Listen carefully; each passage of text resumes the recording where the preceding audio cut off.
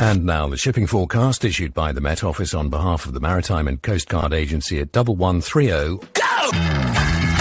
At 1130. They've done it! They've done it! It's Maguire Crew! They've done it against this team!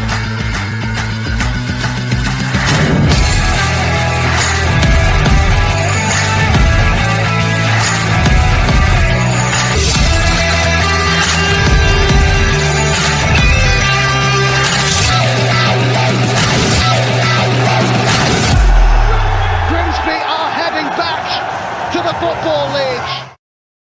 Love it. I am terribly sorry. We are interrupting your usual Saturday into what? Strictly Come Dancing, mass singer, mass dancer, third qualifying practice at Cota, anything. So we're sorry that it's so random, but welcome joining us on a Saturday. And because it's a Saturday, we are joined by croaky-voiced Hannah, who sits in the middle of the pontoon and is still recovering. Hi everyone. Yeah, I've got quite a bad cold, but yes, it was a great atmosphere. We did a lot of singing today, and that didn't help at all. I'm going to move Mike up to the top right because then it shows the logo. Just to be sorry, it's like Celebrity Squares, isn't it? That's a reference. Yeah. Mike, how are you? Bonjour from Bordeaux. Bonjour, thanks, Matt. If I follow actually take this seriously, we're all fucked. But I'm good, mate. How are you? I'm fine, thank you. Look, first and foremost, the caveat from me, maybe I'm the cursed one because I missed the second half because I was moving a sofa from up two flights of stairs. It was impressive. I'll take a photo and put it on the Twitter account because then you'll all, understand why it took 45 minutes. But all in all, it sounded like it was bloody lovely. Hannah, you were our live reporter there. What were your general takeaways and thoughts of what sounded like a pretty outstanding game? Yeah, I mean, I've not seen any of the away wins, this season, but it was the best I've seen us play all season. It was a cracking game, and other than the scoreline, which I thought we should have won, thoroughly entertained, to be honest. The first half alone, it very much matched up to the performance we saw at Stockport County, sort of blood and thunder, all in or out, just going to be absolutely going for it, hell to leather. And Bradford helped raise that to that occasion, as did Stockport last Saturday. I thought it was two decent teams who we haven't really talked about it. We're missing our best player of last season, and we're still, going toe to toe with these teams. And maybe that was a criticism we could have had at the start, that it was we haven't necessarily always performed against the teams that are going to hopefully be around us at the end of the season. Yeah, to be fair, we came home from today saying when McAtee's back, where does he go? Who does he replace? The best conclusion we could draw would be to take Kiernan out and put Clifton on the wing, but that's not through Kiernan being bad. It's just we've got a team of very good players, which is a great thing to have. It's incredible. And we saw Bryn Morris come back as well. Mike, what was he like this afternoon? He came in replacing who did he replace? He replaced Kiernan, didn't he? Yeah, he came on for Kiernan. I think Kiernan had a booking and then a bit of a rash challenge. So I think he made a substitution before he had to change something else around. I think Bryn Morris showed us what we've been missing when he's not been in the team. I think he breaks up play well and he dictates our tempo very well. And I think he got us going. We weren't bad in the first half. We were quite competitive, but I think second half we stepped up to another level. And I think a lot of that's probably to do with just his coolness and his ability on the ball. I mean, I must say, I think as well as this Saturday, I think there have been two cracking games of football. And I can't remember the last time I watched a 0-0 that I enjoyed quite so much as today. I think it was thoroughly impressive from the first minute to the 90th minute. And I'm really impressed because it just shows that we're such a competitive team in this league. I mean, Bradford, 5 unbeaten away from home recently. and we should have won that. So we're a very competitive team, and I'm starting to, cross fingers and touch wood and everything. I'm starting to think we can compete towards the top end of this division if we carry on applying ourselves the way we have done. And look, I'm really aware that I'm not going to do this game justice because I saw what was an astounding first half. But if you went today, you want to have a quick chat or quick, come on for 5 minutes, tell us what you thought of it. It'd be great to get your feedback. If you'd like to join us tonight, just drop us a DM on the Twitter account. I'll give you the link and you can join us for 5-10 minutes, talk us about what you thought of it. It'd be great to have other people's opinions to join us, because at the moment it feels like we're at the start of a season where I don't want to raise hopes. I said anything above 14th would be great. But there is that genuine feeling, I think, around the ground and around social media, everything, that, this season could be, straight. This is merely a passing stop. We're not going to be staying in League Two for a while. Is that ridiculous to say? And Buonasera, Stephen, as well. Hannah beat you to the punch, Mike. I don't think that's ridiculous. Lincoln did it, and if they can do it, why can't we? What I did want to say from what you missed, Alex, was Richardson coming on. I've honestly not seen too much of him, but I think his first touch was a shot on target. Like, it was incredible, and he had two that could have been great goals. But Bradford keeper was brilliant. Like, he pulled off some great stops, and yeah, I think he's definitely one to watch that we don't often talk about on the pod. It's I left the stream running on the computer and I think I caught them editing the highlights. So I got to see the little runs and stuff. So if you keep your live stream on at the end of the game, you can watch them editing the highlights together. So you get a nice little package before anybody else does. But his little run through, their keeper, by the way, was outstanding. That save was wonderful in the first half where he clawed it away. And then the two to stop Richardson. Simmons came in with a bit of a higher expectation on his shoulder, shall we say. I think people were sort of, this guy is, I think, has he played England under 18s or whatever it had been? But to me, Richardson has seen the cleverer and smarter and more dynamic player. It was incredible. I think he's brilliant, and yeah, brilliant. I just sound like that bloke from the Fat Show. Ain't me brilliant? I think an element of the Richardson Simmons sort of comparison, though, is I think Richardson's been lucky enough to play a lot more games and get a lot more minutes than Simmons has. But when Richardson came on today, and he's usually the same whenever he plays, there's a little bit of something about him, something in the sort of, without wanting to compare him too much, but this sort of attitude of a McAtee. Look, he wants to get the ball and he's hungry to get the ball. And when he gets it, he wants to do something with it. He wants to beat a man. He wants to play a good pass. He wants to get a shot off. And I think as soon as he came on today, just instantly, he made a challenge, couple of touches, shot on target. A couple of minutes later, he should have scored. Great save by the keeper. So that sort of impetus is something that we sort of need in the final third. And I think he's been great since he's been here at doing that. Been unlucky with his goal return, but I think if he got a lot more game time, I think you'd see a lot more return. Yes. Sorry. I was that's I don't know. I thought Kiernan was great. I thought he did really well. I did go off on a little bit of a weird tangent on Twitter about him. So he started really brightly, and I think the lack of likes would suggest I'm talking out my ass, but he started really brightly, really well. I thought the ref started quite well. He was letting quite a lot go. I think he could have pulled up a couple of. There was one very early on where the Bradford player went in quite late on Kiernan, on Green, which could have been a yellow.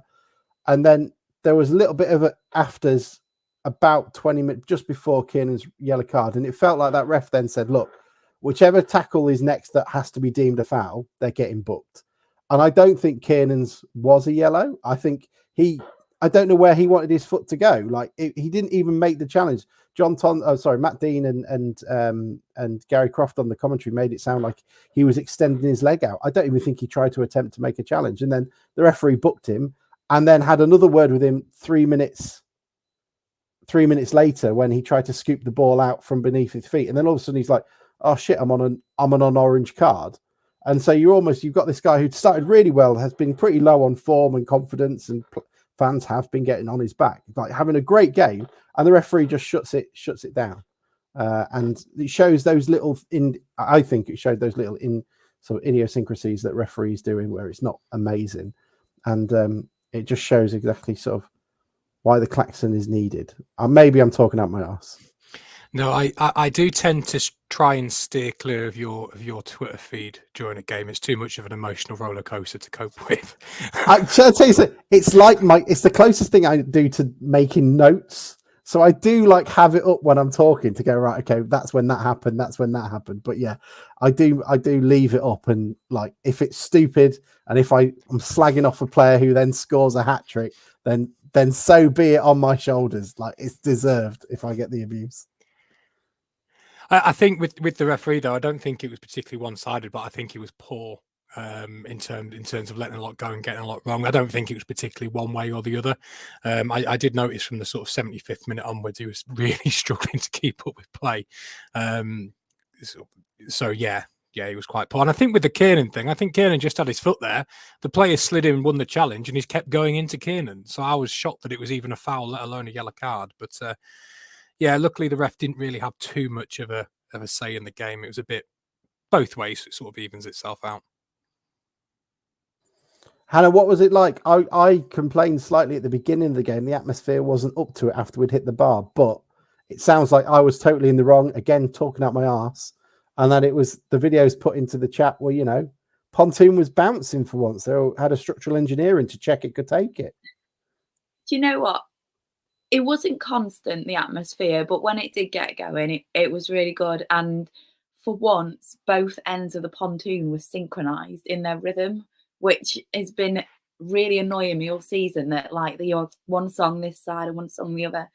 But yeah, there were patches where it went a bit flat, but it was, I think the Bradford fans sort of got the town fans going. Overall, it was much better than what I'm used to. Yeah, absolutely. It's nice that we've got something to play off. And I said it as well during the game. It's like, these are the reasons why we fought so hard for those 3 extra time games to be here, because, you know, if not Wrexham were at Boreham Wood today, that's the game we could have been playing. You know, that could have been the match we were at, instead of, you know, full to the brim Blundell Park and enjoying it. What were your highlights, Hannah? What could we maybe have not seen on the on our streams from France? Bonjour. Like Harry Clifton's great, but putting him on the wing, I don't want to say it because he's a midfielder, but putting him on the wing made him even better again. I liked that switch that we made. Richardson coming on, another highlight, and I thought Holohan was fantastic. Man of the match for me was Smith. Like the amount of, you know, clearances, the speed that he ran to clear them as well. You know, he just put his body in front of everything today. Look, we've got to guess. This could go. We've never done this before. This could go really wrong. But we've decided to invite a 7-foot chicken from Bradford to join us to give us his views on the game.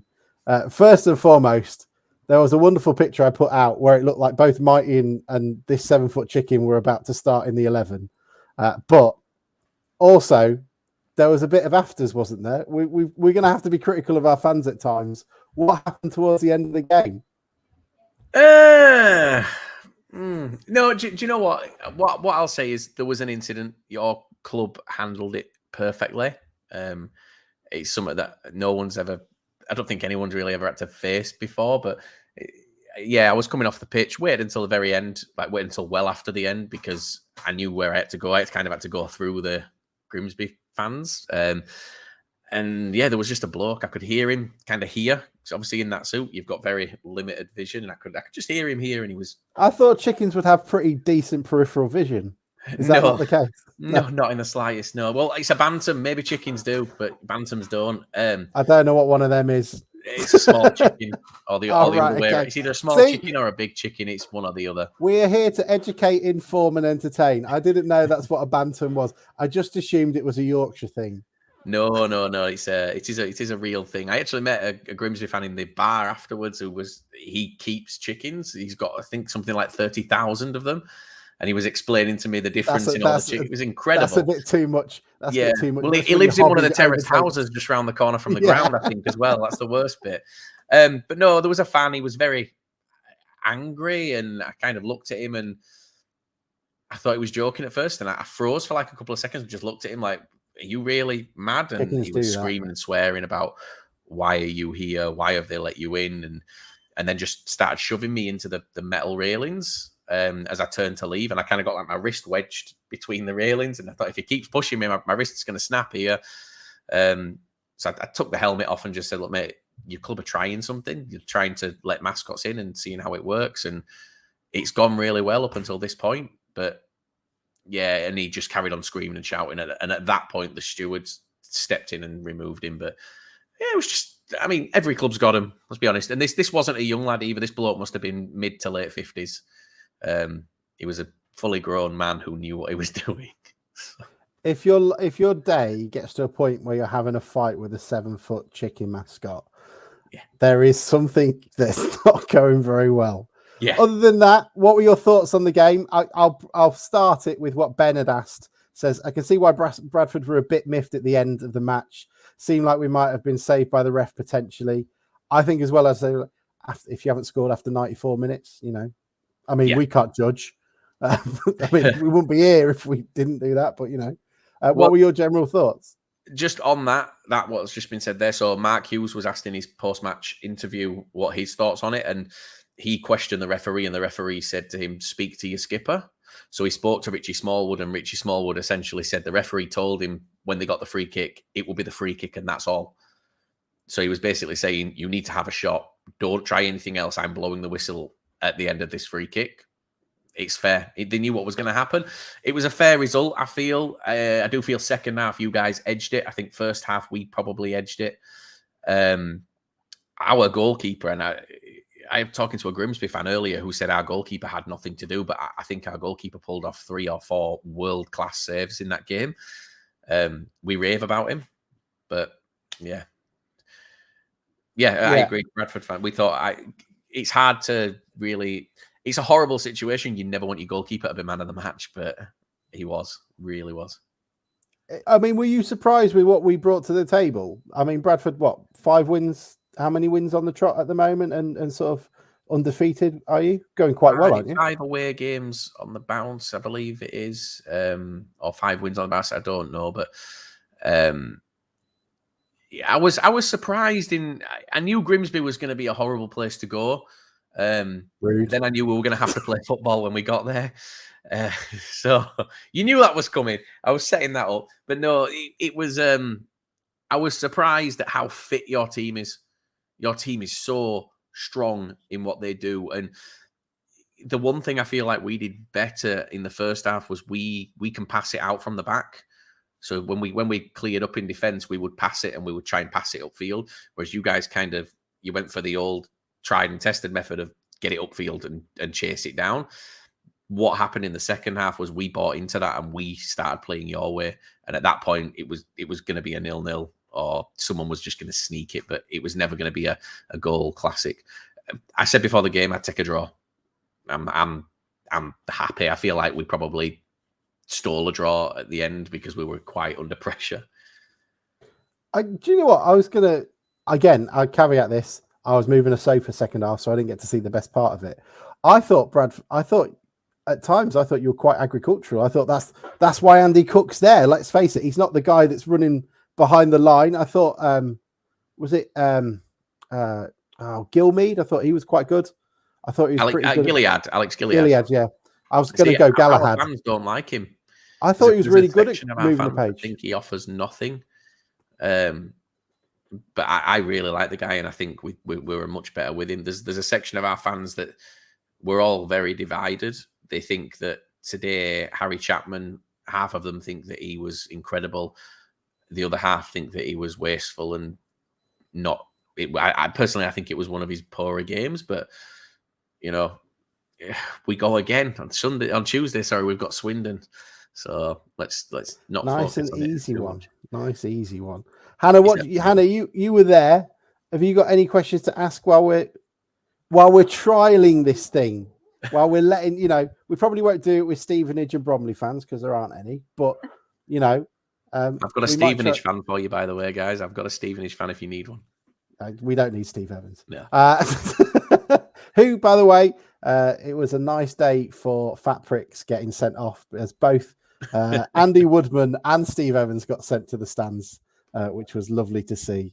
Delightful, I assume they both had really decent buffets to get to, but it was nice. Hannah, sorry, I'm going for the low blow. The low blow? No, just being low, lowering the tone, calling Andy Woodman and Steve Evans fat bricks. What did you notice? Anything you want to ask or?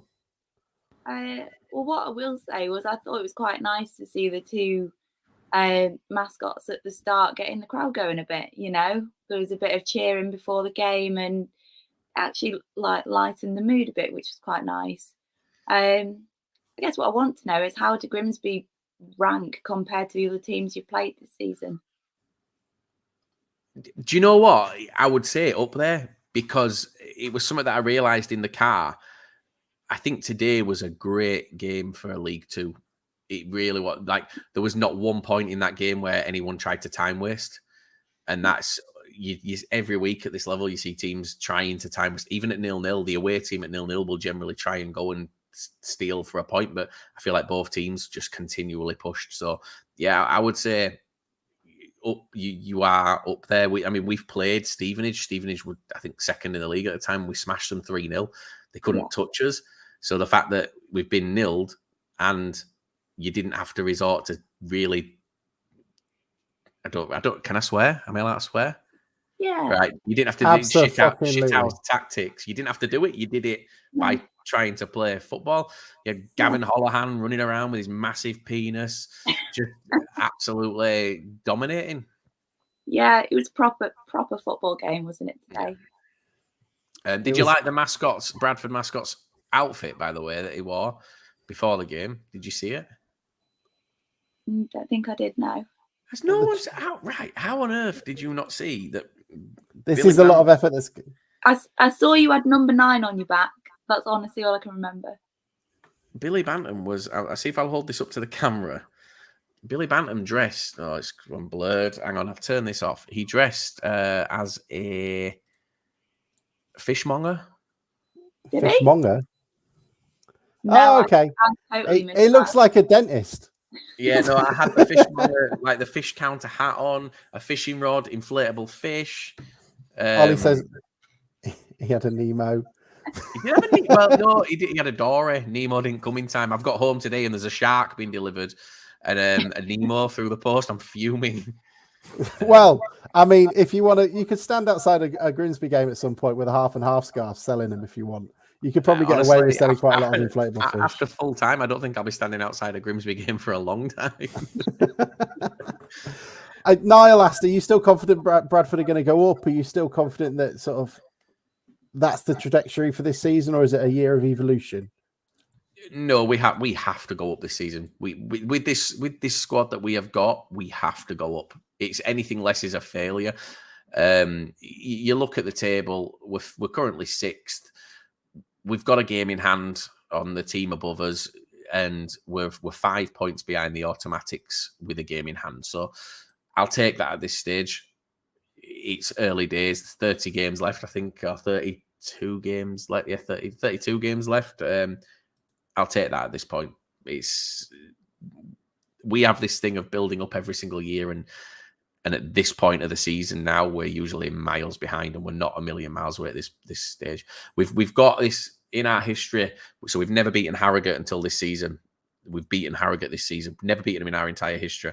Salford, we'd never scored a goal at in our history. We beat them 1-0 at their ground last week, so we're kind of getting over things. Just to that comment there, Hughes will hang around. Hughes is in it for the long haul. That's a conversation that I think quite a few people have had. He is in this for the long. He's not here for the money. We haven't thrown money at him. people think we have. He applied for the job.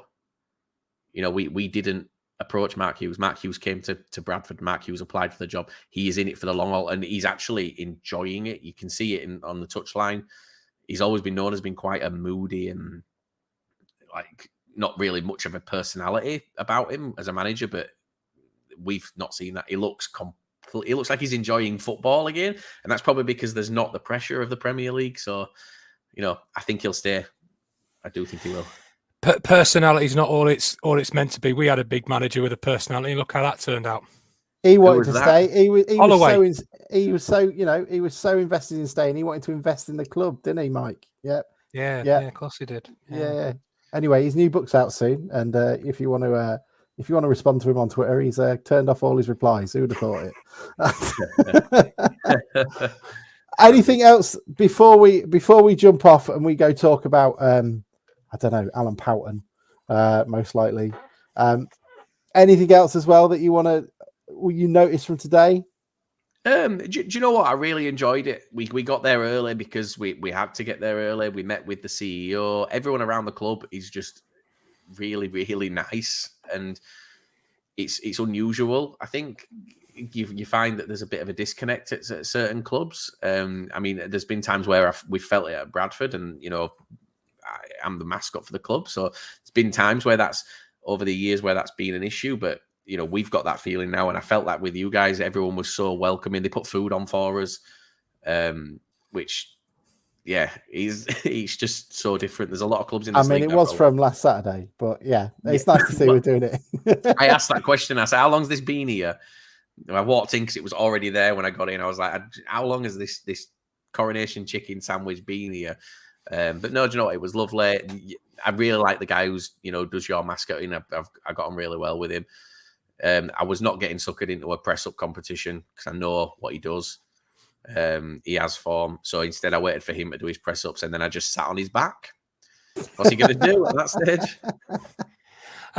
Just one thing for me, Alex. I mean, I think we've said it was a cracking game, and I think that is testament to both teams. I think Bradford looked a really, really strong team.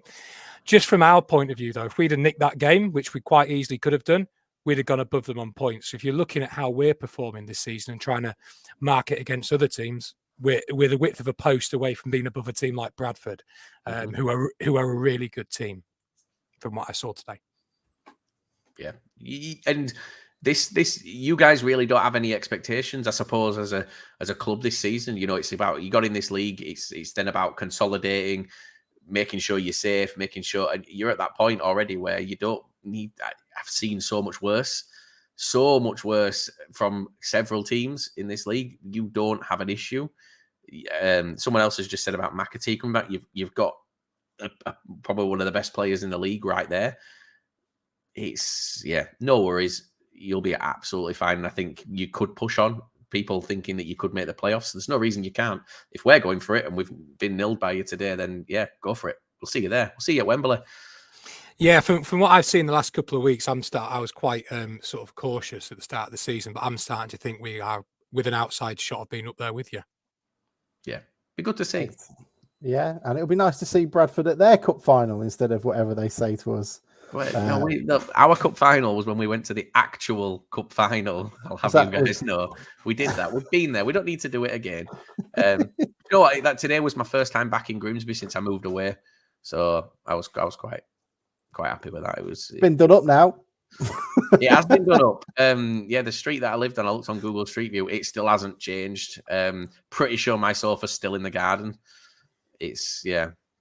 Well, hey, look, if they can do that in America under a veranda and call it, you know, a nice little place to sit in the evenings, and so we can do it in Grimsby in the front yard. You can. No different. Just a comfier seat.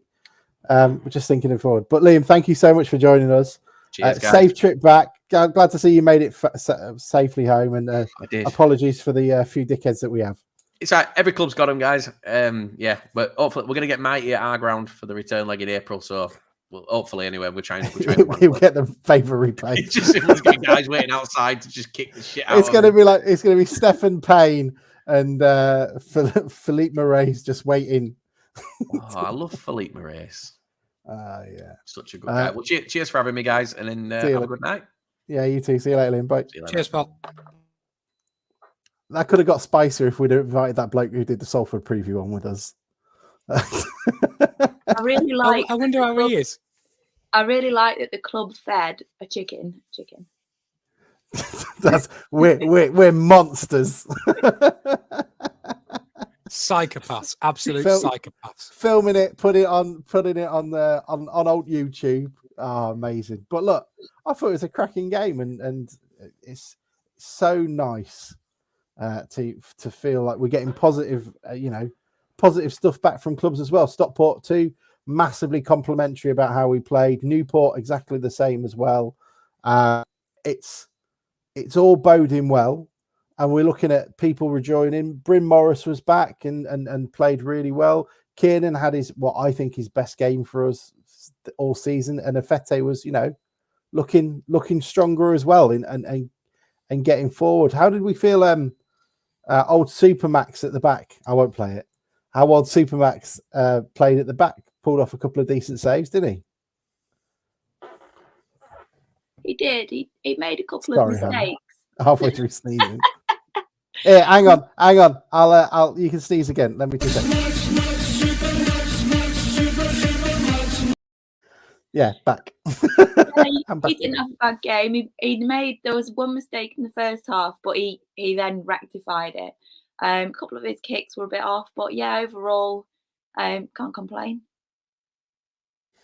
Yeah, it was pretty decent. How did you guys think Clifton performed? We'll go through them all. Why not? Let's do them all. Holohan, I think, was brilliant as well. I think he's a mainstay in it. He'll be disappointed he didn't put that one away. But especially Hurst said he was a doubt with. Did he come off injured in the last game? Yeah, he came off at half time. Yeah, you couldn't tell. In fact, probably better than the last time I'd seen him play. Clifton, I've never seen Clifton have a bad game, to be honest. But yeah, he was fantastic again as well. It is quite. I thought most of our players were actually all right today, but I thought Andy Smith again just showed experience and class above his years today. Again, I mean, he's not the finished article because he has a few 6 out of 10 games, but quite often he's 7 or 8. And again today, he just got to balls you didn't think he was going to get to and broke it up nicely. I think he was solid as always. Yeah, it was noticeable at the start that Cook attached himself to Smith instead of Waterfall, and probably in hindsight, well, Waterfall's great too, but Smith had no problems with him.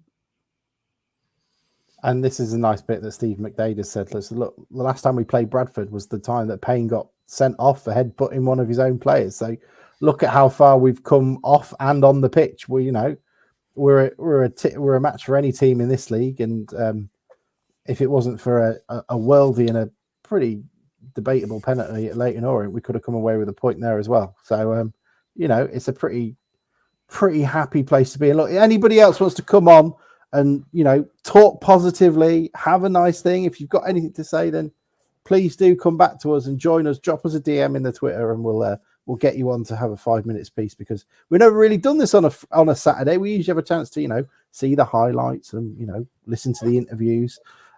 Old Mark Hughes said that when Bradford are in town, everybody wants to have a pop. They do love thinking they're Billy Big Balls, aren't they? They do like it. Well, they are to some extent, aren't they? They're a Division 4 football team.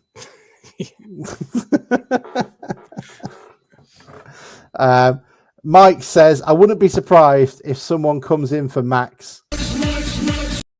I don't think that's going to happen. Surely we can't lose our keeper now. Mate, I fucking hate that song. What song?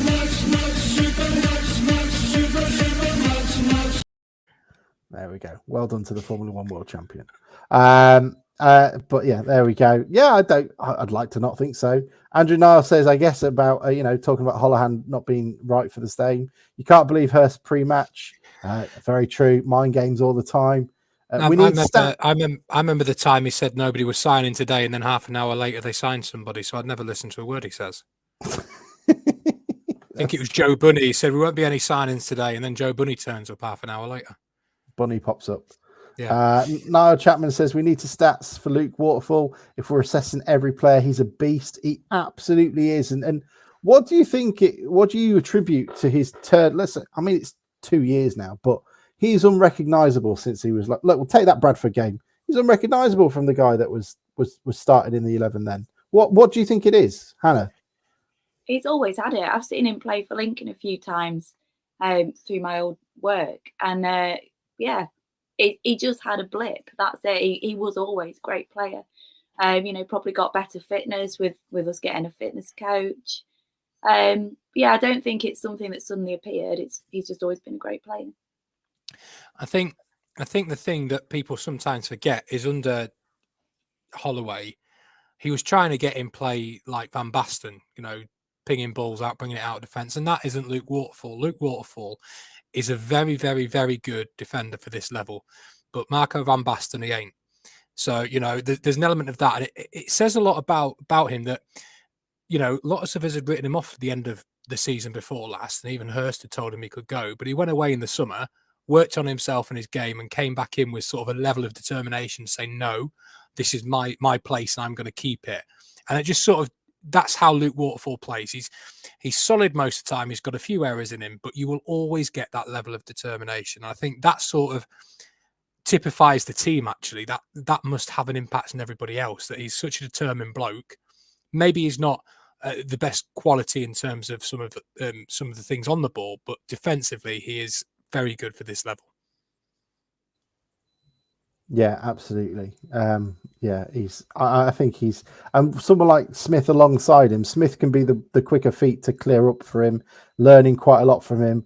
I think there was a moment today when Smith was running with the guy and just was able to jink, so he was on the right side and just got the ball. I think he tipped, sort of poked it with his toe, and was able to sort of cut inside him and be away with it against Cook. I thought it was beautiful. I think they're both performing. I think they've got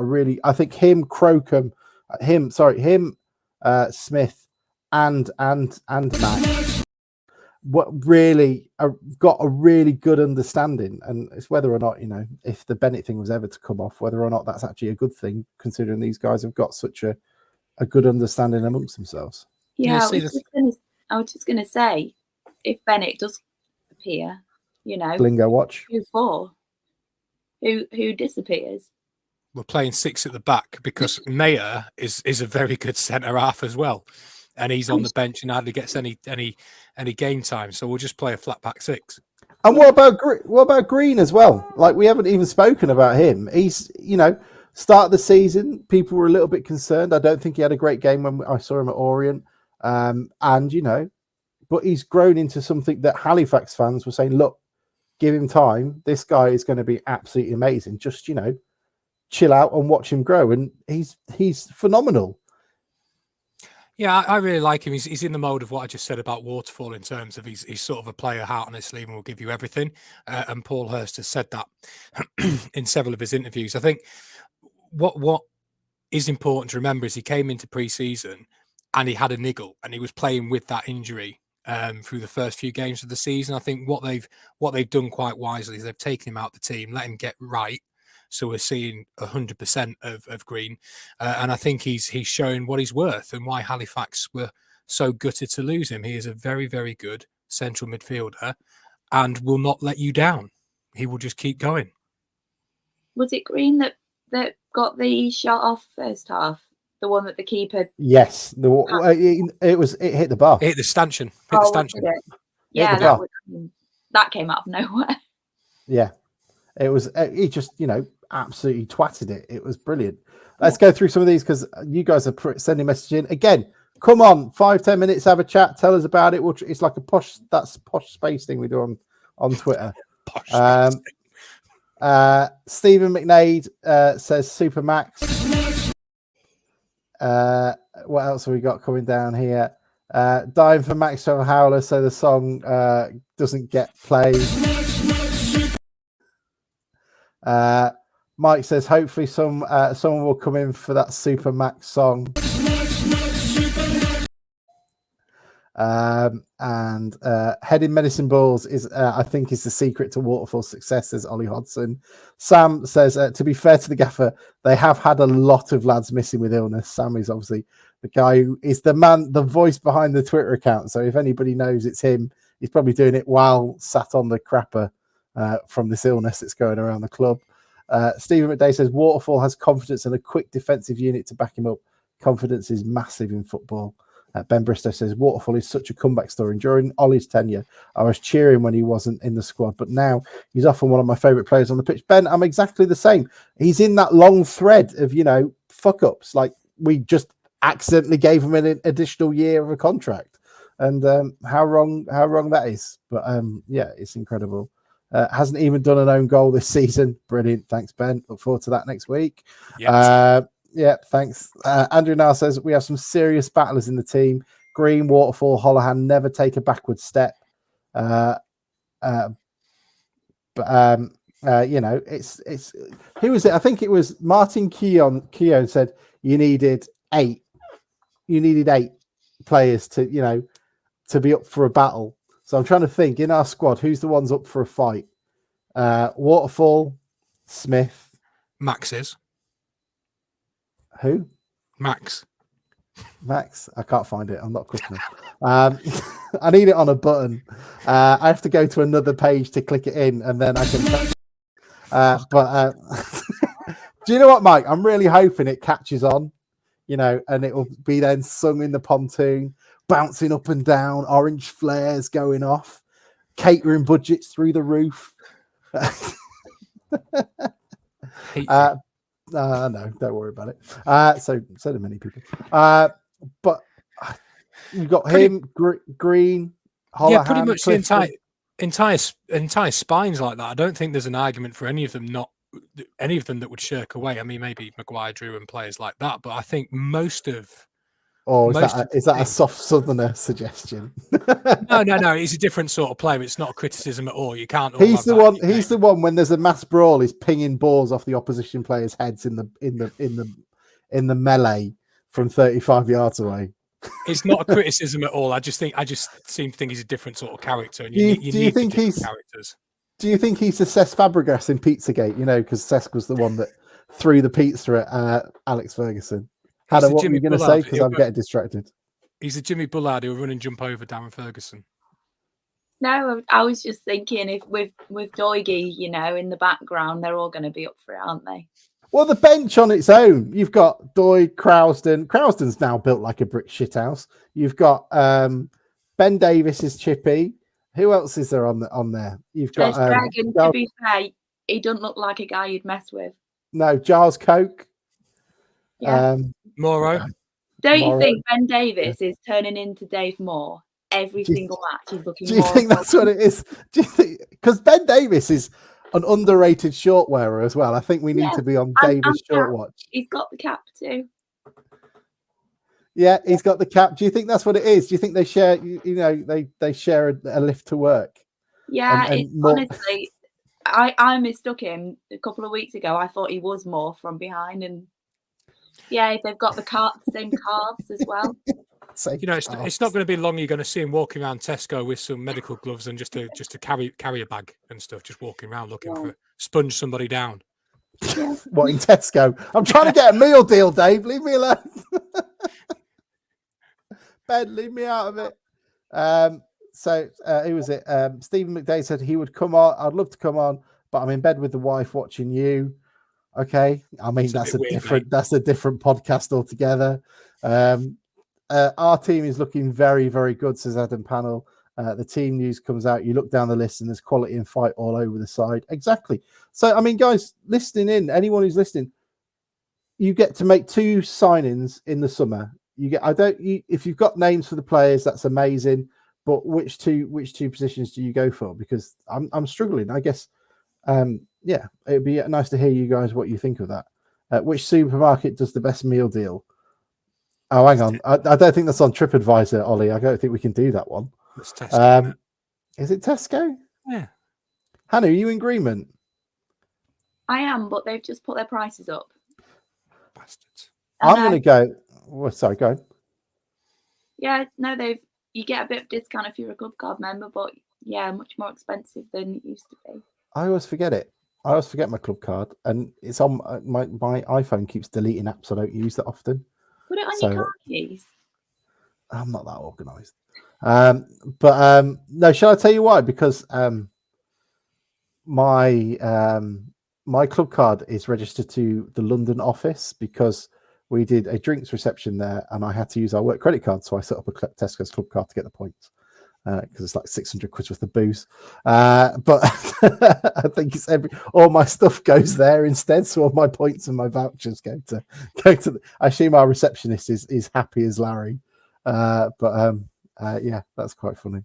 No, for meal deals, I'm going with Morrison's. Morrison's do their own made spicy chicken sandwich. That's Mate, it. You're an absolute psychopath. Well, the Morrison's were sponsoring Bradford City, so I feel a bit, like I've crossed the picket line here. Adam says you have to find a McAtee replacement, but that's too obvious. I think you also get a defender. Is our defence strong enough for League One? And maybe not. It maybe needs to be a bit quicker. A number 10 replacement for McAtee, a winger with a wicked right foot. Is anybody joining me on the bandwagon that Clifton can be McAtee's replacement into the future? As I said a couple of weeks ago, yes, I am now. Anybody else? Is it just me and Mike? Are we going to get a flag that isn't jinxed like Hannah is, who is yet to see a win this year? Mike, have you seen a win this year? Me? In person, yeah. No, last game I was at was the final, mate. You went to Orient? No, I didn't. Oh, didn't you? Okay. Yeah, Bruce spent 2 weeks reminding us all I didn't go to Orient. Oh, that's true. But I saw us win at Colchester. Third least conceded in League Two. I'd say it's comfortably strong enough. Sam is standing up for his colleagues at GTFC. Steve McDay says no. I assume on my Clifton replacement thing. Clifton needs to be a bit more clinical, but I'm not ruling out. He's our leading goal scorer, guys. How much more clinical do you need him to be? He's getting there, and as I said when we discussed it last time, he's got the energy where he can get back into a three in midfield and he can get up and support a one up front. So if he can bring the goals, which he is doing with it, maybe not. That's where he's going to make his living, but he's going to do a very good job there at least. Yeah, it's. I don't know what to say apart from I'm very happy and I really like football and I look forward to Saturdays. And the last two games, especially, have been really entertaining. And I just got to work out. Yeah, it was really nice. I really liked it instead of crying on my tea and speaking to my colleague who's an AFC Wimbledon fan who is crying into his tea, and I can't really relate anymore. Have a look back through your Twitter feed, mate. And when we lose a throw in, and you're losing your shit. Oh, who did I? Let's have a look through it. Let's see. What's the most critical tweet I sent today? I think I said something about the defending being poor at one point because a few minutes in, I can't remember what it was. This goes in, cracking save, shows the effect, blah blah. Oh mate, that's when Holohan missed. What's the most negative thing? Pretty hairy at the back. Clifton showed the lad inside. Glennon didn't trust himself to get to the ball first. Hannah, you'll have seen that because it was right in front of you in the pony, where the guy came on the inside, took a block, and then was sort of whizzed out towards the main stand. And Glennon and him were sort of equal to getting the ball. And I think Glennon just didn't trust himself. He goes, look, if I go full pelt into this bloke and I don't make the ball, it's a pen. We were quite slow to close it down. But I think that's the most negative one I said. I thought I was all right today. I'm not. I'll be totally honest. I've not got a clue what you. Maybe I missed it. I will have seen it, but it wasn't noticeable. So Steve McDade said Barrow will be a tough game, but I fancy us to get a result. Pete Wild is an incredible manager, and I think it will be a hard one, but it's sold out, isn't it? Yeah, Barrow sold out. Am I wrong? Hannah, I'm looking at you. I think you're right. Yeah, I think you're right. Yeah. I don't have a clue. Not a clue. Mike's just agreeing. So I don't know if I don't know what you're asking, but yeah, you're right. Is Barrow... I'm glad we've got to that idea that he deserves the 2 World Championships. Adam says, Says of a statement that winning today would have been maybe winning at Barrow would be more of a statement than winning today. I mean, just keep ticking off the teams we're playing. We all said that this month was going to be tough for us, didn't we? Yeah. It's funny. One of the guys I sit next to, Tim, booked a holiday up north for the Barrow and Hartlepool games. So he's got a couple of days in the Lakes and a couple of days at Hadrian's Wall, and then the 2 games either end of his holiday. Why am I not that organised in life? That is so... And you know what, Hannah, especially you, because you've got unfettered access to camper vans and RVs where you can just go, sod it, Hugh, we're going out, we're going away, and we're going to, follow the team around for the next 2 weeks. I tell you what, the supply and demand for them at the minute, there's no chance I could get one.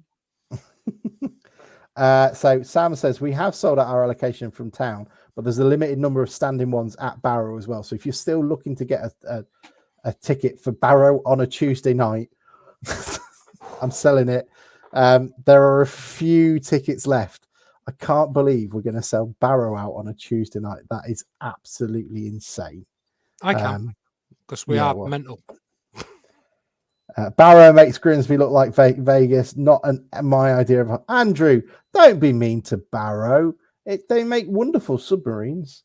That's about it. I know. I'm too happy. I'm enjoying football too much. Please take me down as Peg. I don't get it.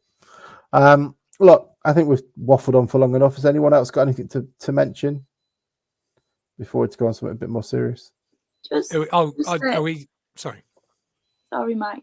Just that it's like, even now, I'm still seeing the club do loads of brilliant things off the pitch. Like they had a big, introduction. Here we are. This is what we're going to do, and they're doing it. And it's great to see that they're still keeping things, going forward and progressive off the pitch. It's great. And look, that's a pretty decent link into it. So the club today announced that today's game would be a Rainbow Laces game. And I think a lot of us were quite shocked in the response from some, let's face it, Grimsby fans who were, came in with some pretty appalling stuff, lack of empathy stuff, low emotional intelligence kind of stuff, where, they're not thinking about it. And we asked people who are from the LGBTQ plus community to come back to us and just tell us about their experiences supporting town and what this sort of stuff would do and how they feel. Because look, I'm a fat guy. If fat people were not allowed in and you were just being called a fatty all the time, I probably wouldn't like going to a town game. I remember getting told to sit down once at a town game when I was in my teens by some woman behind me in the middle of the pontoon. Weird. And, it stuck with me all game, and I still remember it now. So it has negative effects. And look, Kieran Harris was very kind to sort of drop us a message. Says, look, and I'm going to read it verbatim. So please do have a listen. He says, being a Grimsby Town fan is something I've always been extremely proud of. Every time I'm not having the best week, knowing that I can make that familiar trip to Blundell Park and watch the Mariners has always been something to look forward to. However, there is another huge part of my life which means I often don't feel welcome or sometimes even safe at football games. I am gay, and this is something that has taken a lot of time and hard work to understand and accept myself. I think part of the reason it was so difficult was because I loved football, and growing up there was virtually no representation for people like me in the game. I've always felt like I had to make a choice. It's always been being gay or just being a football fan, and never both. One of the main reasons I feel this is because of the language and attitudes I hear in stands around me. Take Notts County away last season in the playoffs. One of the best footballing memories I have. Holland's last-minute equaliser and Manny's winner will always stay with me. But what I will remember from that game is that during the first half, the fan behind me screamed homophobic abuse at the opposition player. I'll remember how I turned around to confront him and how nobody else said a word. I'll remember how scared and alone I felt in that moment. What is probably one of the best away days I've ever been on is forever scarred by one individual. You see that when I hear the chants of all town out we echo around the ground, I find it so hard to believe, as much as I so desperately want to. And that's why it's so upsetting and disappointing to me when I see predictable yet harmful responses to the club showing support and solidarity. Rainbow laces and corner flags may be small gestures, but they tell me and many others that we are safe and welcome, even when we feel we are not. So I hope, so I can only thank Kieran for sending that in, because and to allowing us to say who it's from as well, which is, it says how, says something in itself as well, that, do you want us to say it, or do you want us to put it anonymously? Another one as well that came in as well, and the person who said I can read it, I didn't say anything about whether or not I could actually talk about it. Sorry, I was just trying to find it. It says, I was getting on the bus into town after one game. I think it was v Sutton, and two guys slightly older than me, around 19 to 25, started asking if I was a man or a woman, and that whole chant. I got called a transvestite too. Not 100% sure if they're at the game, but other people on the bus definitely were. I know they don't represent every fan, but it's just frustrating that people create a one of us dynamic when you're fans of the same team, but suddenly ignore that when you're different. So if you want to, have an idea of why these things matter, and why, if people are negative about it, you don't need to go hell for leather. You don't need to shout and scream at them. But I would personally say we should come at it from a place of understanding.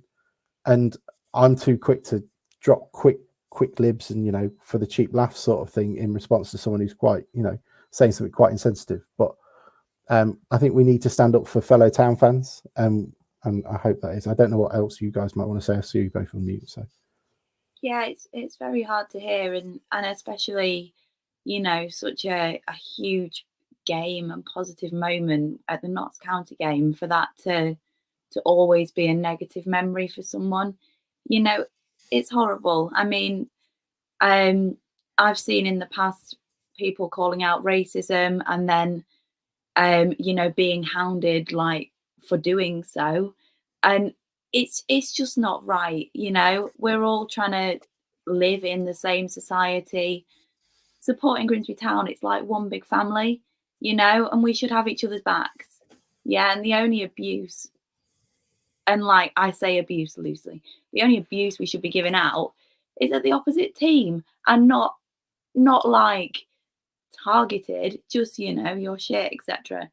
And it's horrible. And I know people that have suffered from it, and I have in the past, not on a large scale, more sort of social media based, but it's not right in any circumstance of life, and it certainly shouldn't be right at football.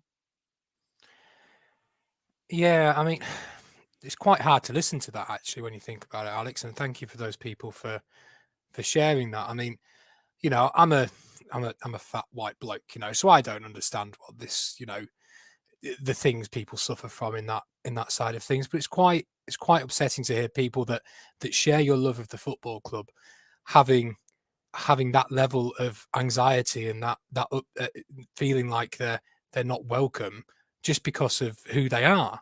We are all town, and for people to be treated that way, I just don't understand. And you see a lot on Twitter, and people say, "Oh, well, why does this have to be an all-inclusive game? Why does it have to be signpost and all this sort of stuff?" Your comments saying that are the exact reason it has to be, because it isn't accepted that this thing happens, and it isn't accepted that all people are equal by some people. And there's a huge level of education that needs to go into it. And I would really say to town fans, if they hear something that's homophobic or racist or anything like that, don't walk on the other side. Try, say something, check the person's okay, because when you feel like that, you feel very alone. And I think it's important for the rest of us to let people who feel isolated to know they're not alone, and they are one of us. It's the ones that don't consider them to be equal that aren't town fans. Yeah, we are all town fans. It's the people that think that way that aren't. Yeah, it's an opportunity for me to be part of the community, and that community should be inclusive to absolutely everybody. And it's an opportunity to meet people from different walks of life that you don't necessarily work in. It's people that you don't know from work or from your social circles, from your schools. Let's be entirely honest. most people who live in Grimsby know the same people they've known since birth up until 40, 50, whatever it may be. It gives you an opportunity to meet with people outside of that who have the same interest and love as they do. And, you know, yeah, I just, my heart breaks a little bit that people feel like that. And I never want Blundell Park to seem terrifying only for the opposition. But look, let's finish that. We need to look after fatties as well. Me and Mike have got to walk up to the top of the upper at some time, so we need your encouragement there as well, because it's a long old walk. Yeah, I don't really know what else to see. There's me with the glib comments again. Are we doing a space on Tuesday after the game? We can do, yeah. I don't see why not. We can do a space on Tuesday. I haven't found any Barrow fans at the moment to do a preview, so we might have to throw something out on the Monday or something. How rude! There are. I know a lovely Barrow fan who isn't available at the moment. But could we ask that Salford lad that's been everywhere? He might have been to Barrow. Maybe he can come on. He can do it. Yeah. Who else has been there? We can ask Mike Jolly to come on. He went to Barrow, didn't he? He can do it. Can we name? Long, though. Stephen McDade wants to know: can we name the top 10 cheats in Formula One? No, we can't. Ollie Hodson says everyone is welcome at Blundell Park, apart from Ball Small men from Bristol. Very right, Ollie. Absolutely, we do hold a line on that, unless it's. I'm trying to think. Do we have any famous players from Bristol who are bald and short? Ben Davis isn't from there, is he? No, he can't be. Look, I think that's it. Anything we've missed, guys? Hannah, have we missed anything? Anything you want to add? It's been great to have you back on, and your voice is a lot better than it was at the very start. Yeah, I just need to keep speaking, I think, and it seems to bed itself in a bit. And Mike, it is lovely to see you as well. Lovely to see you as well, mate. I've missed you. And thank you to everybody else who joined us. It is rude. Remember, Mike would really hate it if this becomes a thing. Mate, so, don't start. You hate him as much as I hate him. I think he's lovely. Where is he? Oh, he finished top of bloody practice as well by a second and a half. Oh no, that's 11th. What time are we heading back to the UK from France today, mate? You picking me up on the way? I'm already back. Only takes an hour and a half. Shit house. Only takes an hour and a half for Southampton. But there we go. Thank you all so much. We are still at least the best nominated non-league, award-winning English non-league podcast that isn't in non-league, but we want to massively thank and congratulate Christine Green and Cod Almighty for being nominated on those awards. They're up against some pretty hefty competition, so get over there. I think you vote for them. I think that's how they do it. So get over there and do so, because they need your support. If there is a link, I'll put it in our Twitter. But do so, because their work is outstanding, both of them. And with that, we will love you and leave you and see you on Tuesday.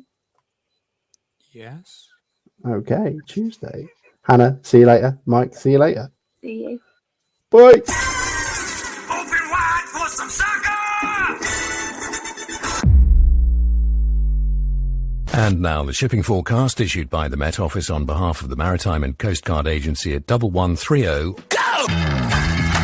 At 1130.